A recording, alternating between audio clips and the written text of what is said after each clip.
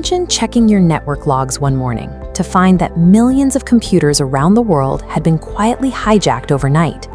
In 2008, catching a computer virus typically required a mistake, manually downloading a suspicious file or clicking a malicious link in an email. Conficker bypassed these requirements. It spread across networks without needing a single user to click a link or open an attachment. The worm targeted a specific flaw, a tiny gap in the code located deep within the architecture of Microsoft Windows. This zero-click capability enabled Conficker to act as a self-replicating digital pathogen, moving through systems with no human assistance. The rate of infection was staggering. Within months, the worm had duplicated itself onto more than 10 million computers worldwide. It infiltrated school systems, corporate offices, and hospital networks, affecting computers used for everything from payroll to medical scans. Even high-security military infrastructure proved vulnerable. The French Navy reportedly took several systems offline to prevent the worm from spreading through its command structure. Cybersecurity teams were dealing with a highly intelligent threat, yet their investigations revealed no forensic trail back to its origin. Relentless spread, coupled with total anonymity, turned a technical vulnerability into a faceless global crisis. Once inside a machine, Conficker immediately dismantled the computer's digital immune system. It blocked antivirus websites, halted Windows updates, and revoked administrator access so users couldn't attempt a manual repair. This allowed the worm to build a botnet, a massive network of infected computers that could be controlled remotely from the outside. Every compromised device was now part of a unified army, capable of receiving coordinated commands. Conficker's design prioritized assimilation over destruction, turning millions of broken systems into a weaponized network controlled by an unknown commander. To command this army of 10 million, the attacker needed a way to send instructions without being tracked by global intelligence agencies.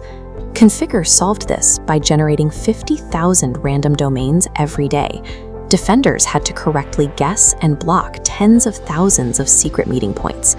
The architect only needed to register one domain to command the entire global botnet. Panic escalated when experts decoded a specific trigger in the code. The worm was programmed to seek a major new command on April 1, 2009. Security agencies braced for a massive digital assault, fearing that history's most impenetrable digital weapon was finally about to strike. On the morning of April 1, 2009, governments and researchers worldwide were on high alert, waiting for a catastrophic shutdown. The date arrived, and the global internet remained stable. No major networks collapsed.